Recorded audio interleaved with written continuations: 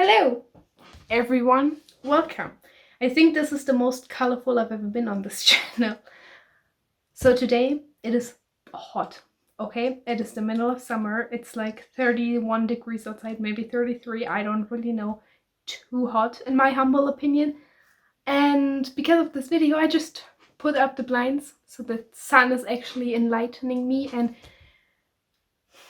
it's hot, okay? If I'm looking like gradually sweatier as this video goes on, that's why.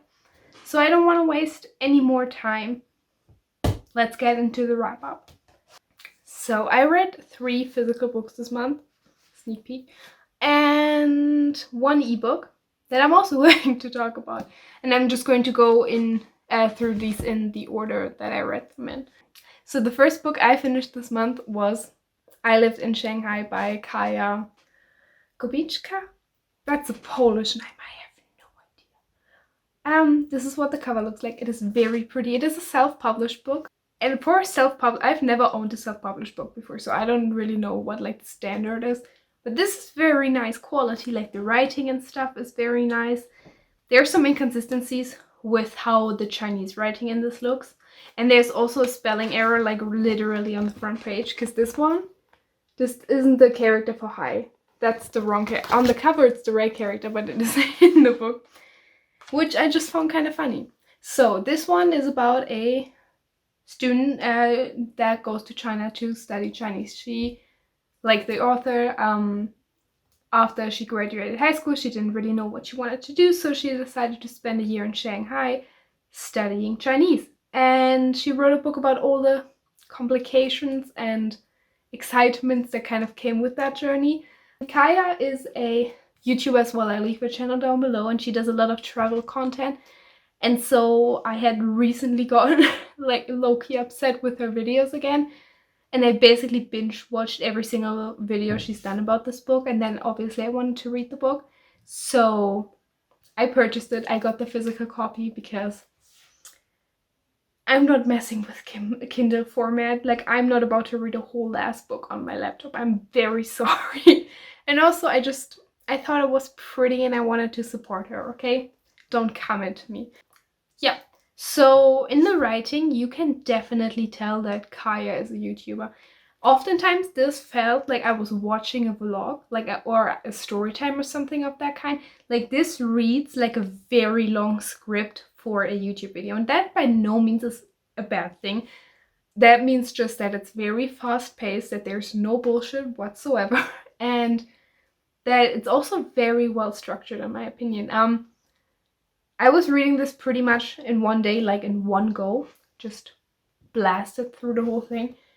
And it was so entertaining and so fun and so nostalgic somehow, and I'm very glad that I picked it up. And also, she even like said in one of her videos that when she did like the chapter headers, like the titles of each chapter, that she like thought of, if this was a YouTube video, what would I name it, and all of that stuff.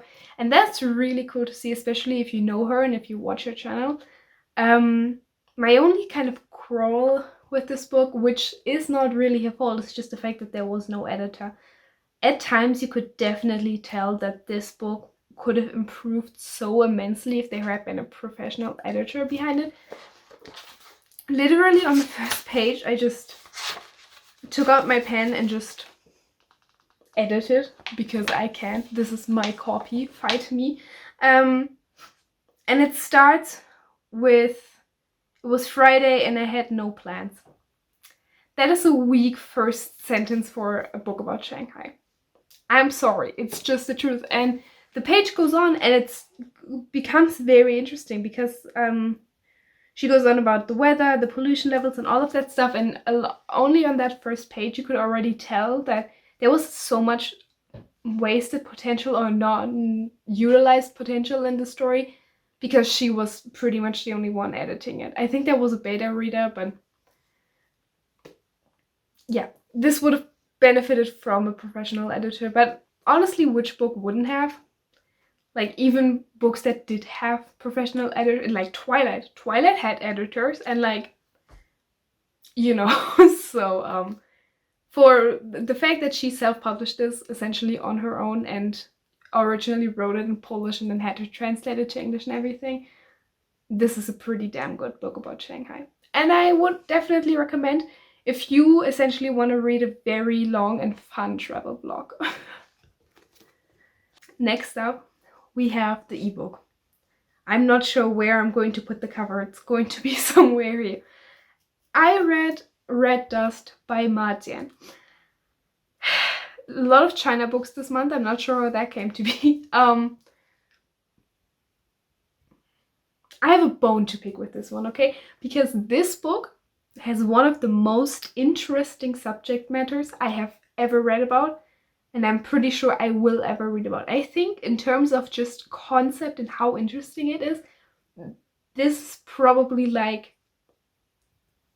up here, okay? Like barely even still in frame.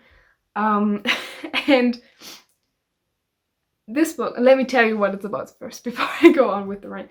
This book is about the author Ma Jian, and it's autobiographical, I guess, and he is an artist living in Beijing in the early 80s, which, if you know anything about China in the early 80s, that was not the place to be for artists, okay? And he struggles heavily with censorship at his job. People say that he is, not performing in the interest of the government and all of those things, and claiming that the kind of art that he's making is, or like the kind of, he works at a newspaper, the kind of articles and photographs that he makes allegedly are anti-government and all of that stuff. And then beyond that, his love life is a mess, which I'll get to in a second.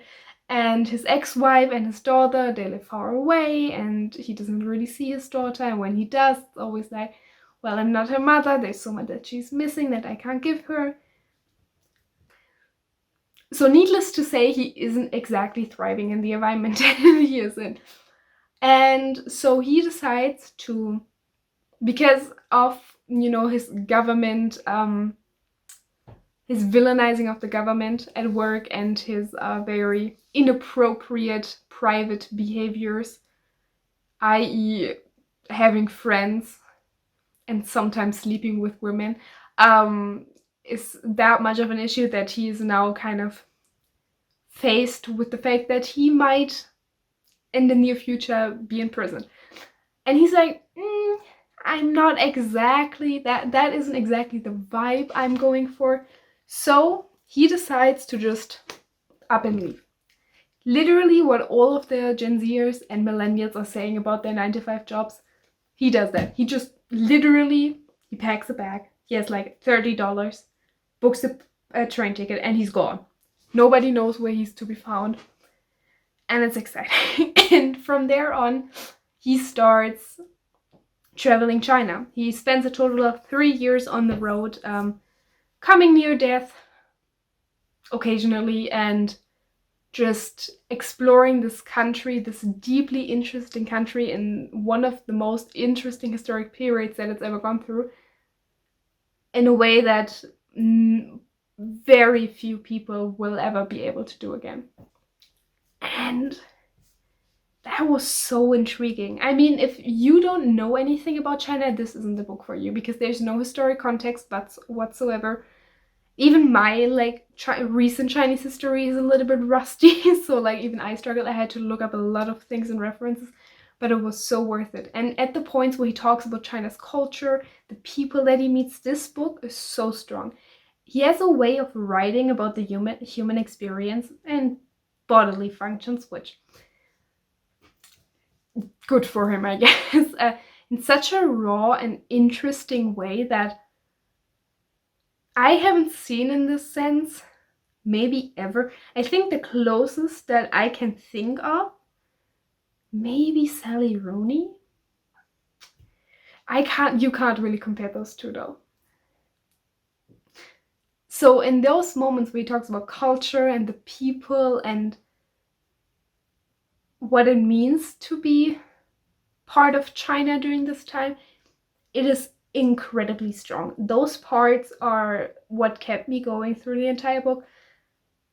And those parts are what I had hoped to read when I picked this book up. That is what I had hoped to gain from the story, and it was incredible in those parts.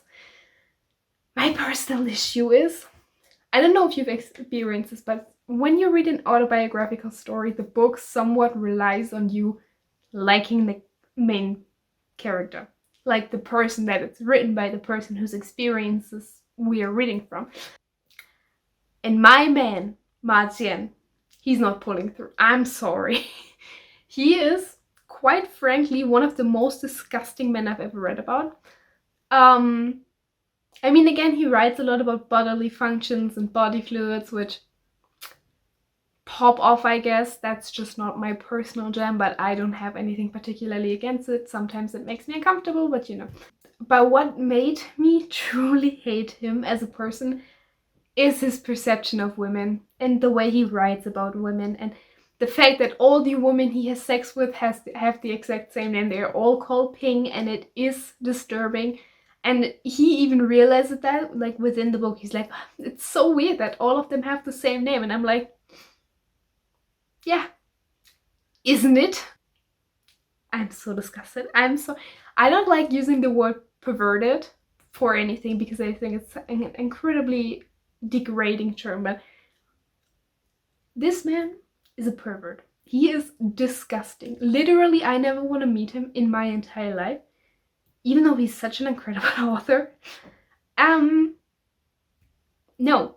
There was this one instance, just to give you a taste, okay? A few instances where he interacts with women. One was right at the beginning. He has a girlfriend at the beginning of the book, and it's going rough. She's cheated on him multiple times, I think, and she leaves Beijing to be an actress in Guilin, maybe, possibly. It doesn't really matter. She leaves to be an actress somewhere. And after she leaves, or right before she leaves, he finds out that she's cheated on him once again. And which obviously that sucks. I'm very sorry for him. But also, when I've spent a lot of my time and effort reading about this man's mind, and I have a hard time feeling bad for him now.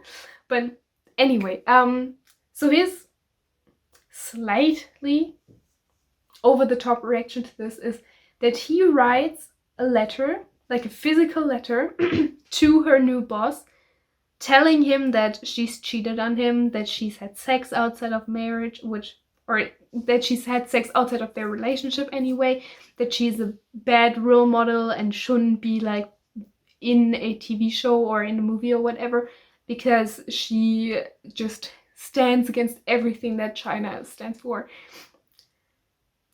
Which, like, I get it, you're sad and she sucks for cheating on you, but also, does that give you the right to just ruin her dream career? I don't know. I personally don't think it does. Maybe that's just my opinion. Another instance is he's like traveling about, and the longer he travels, the more people he meets, obviously. And so oftentimes he'll stay with people that are like relatives of other people that he's met, or friends of other people that he's met.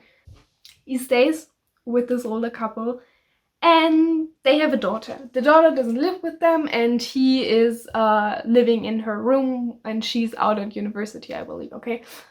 So he snoops through her stuff, which, don't do that. That's creepy.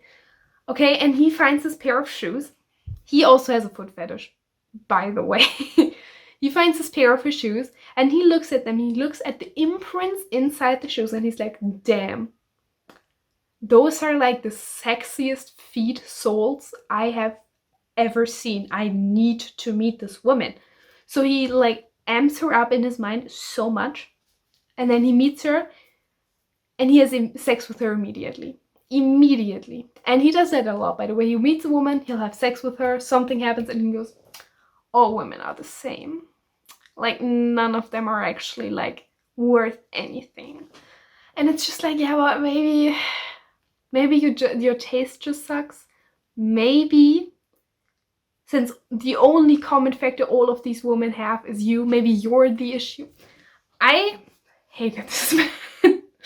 And reading his book, and again, it was such a brilliant book in so many ways, but reading those parts, I don't want to meet him ever. If I never meet this man in my life, it'll be too soon, okay? So, yeah. I don't know if, I feel like this is a common theme in stories that are written by a person about their experiences. Even though I haven't read many like memoirs or autobiographies or anything, I just feel like that is a thing. There's no character development in this book. He goes out with this goal in mind to understand his country, to find himself. You know what essentially everyone who's ever traveled wanted to do, okay? That's his goal in mind. And so he goes out and he travels China for 3 years. He makes incredible experiences. He meets some of the most interesting people he's ever known up to that point in his life. And throughout the entire book, I had no sense of time. Like, there would be a date, and I had no idea how much time had passed since he started the journey, just because he, as a person, felt the exact same from beginning to end. And I know that that is probably because he wrote this book about himself, and he, you know, when you write about yourself, you sometimes have somewhat of a delusional idea of who you actually are, and you sometimes glorify yourself, which he definitely did.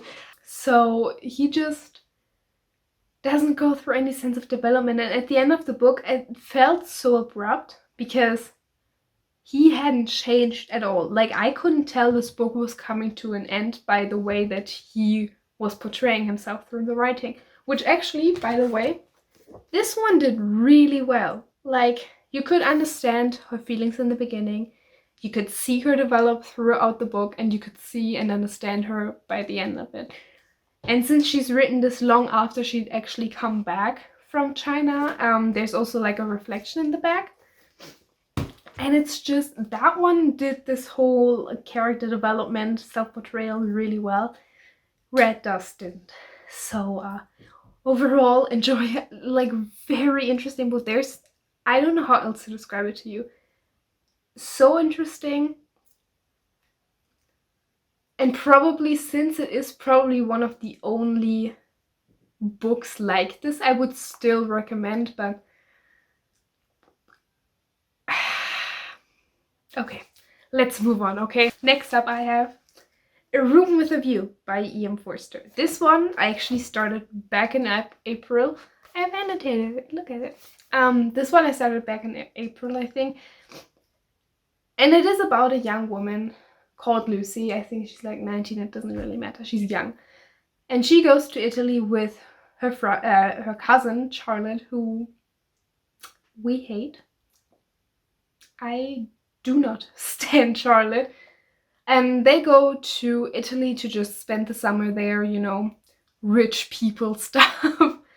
And they meet a bunch of people in Italy, and then she comes back to England and is kind of confronted with the fact that maybe the English point of view isn't the only valid point of view, and it's just about the norms and customs of the time, and how constricting they really were. And it's also a love story, and it was just so cute and fun and sweet. And the reason I picked this up was because I had watched Call Me by Your Name, like the movie adaptation. I'd never seen it before. I have read the book actually, and the vibes, okay, people? I don't want to get into the whole Armie Hammer drama, but the vibes of that movie, immaculate, okay?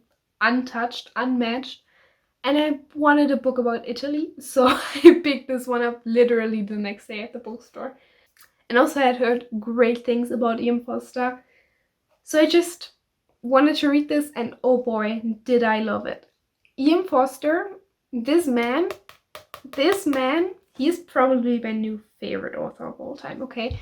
Because just the way that he writes this book, every single line in this book felt like it had been written with me as the reader in mind. Like, he was my friend and he had written this with every single word in it just to make me feel seen and make me feel better. And the story itself definitely has its weaknesses, but just because I love the writing and the author so much, I still gave this 4.5 stars. Maybe about the book itself. The thing that I enjoyed most about this, I think, was the character development of Lucy as the main character. She is a very passive character, and that doesn't exactly change throughout the book, but she definitely comes more into herself. Like in the beginning, she follows very much what seems to be the right thing in her cultural understanding, and she definitely doesn't question things as much. And even though she doesn't take a lot of action, even towards the end of the book, she definitely learns and understands the things that are important to her and why they are important to her. And it was just so satisfying to see, and also just the love story unfold. It was just so satisfying. I love this book. Read it. And then the last one I read this month, A Caribbean Mystery by Agatha Christie, which isn't about a cruise, which I was very mad about. I love Agatha Christie. I just discovered her like in the end of last year, and I think I've read like 6 or 7 books by her since then. So I am obsessed. You could say I'm definitely more of a Miss Marple girly. This one's Miss Marple. Miss Marple. Come on, Mariella, get it together. Get it together. This is a book about Miss Marple, and she is on vacation. It's a mystery, by the way. I think most people probably know that, but I'm saying it anyway. She is on a vacation because I think her nephew or someone was like, Auntie Jane, you're always at home. It must be so sad and boring. And Miss Marple's like, actually, I kind of, here you go. Here's a plane ticket and a 5-star hotel in the Caribbean. And she's like, never mind, you know what? I'll take it. So she goes on this vacation in the Caribbean. And she meets a lot of people. Obviously, most of them, especially the Miss Marple mysteries, are definitely people-based. And the only clues you really get are what people are telling her. And that's the genius, because she always figures it out before everyone else, even though she doesn't really have any real evidence. She just has conversations she's heard. And this one starts with the premise of she has a conversation with a retired major, and he's like telling her old stories, and he talks about a murderer or a murder that he's heard about, and he's like, hey, I actually have a photo of a murderer, do you want to see it? And as he like draws it out, they get interrupted, he puts it back, they never think about it again until he's dead the next morning. And that is obviously a little bit suspicious. At least Miss Marple thinks she's the only one that knows that this happened. And she's like, I've seen too many things to not be suspicious about this. I love this. Again, I am a Miss Marple girly. I just think she's a genius. I love Agatha Christie. This was just as good as all of her other books, and it is very summery, so I'm glad I picked this up. How is this video so long? It's been 26 minutes. I have talked about 4 books. What happened? Those were all of the books I read this month. So that is that for this video. I'll put somewhere here. I'll put another video of mine that you can watch if you're interested. You can also subscribe on the other side. If the video is here, the subscription thingy is here. If it isn't, it's the other way around. You get the gist. Have a great day, everyone. See you in the next video. Bye.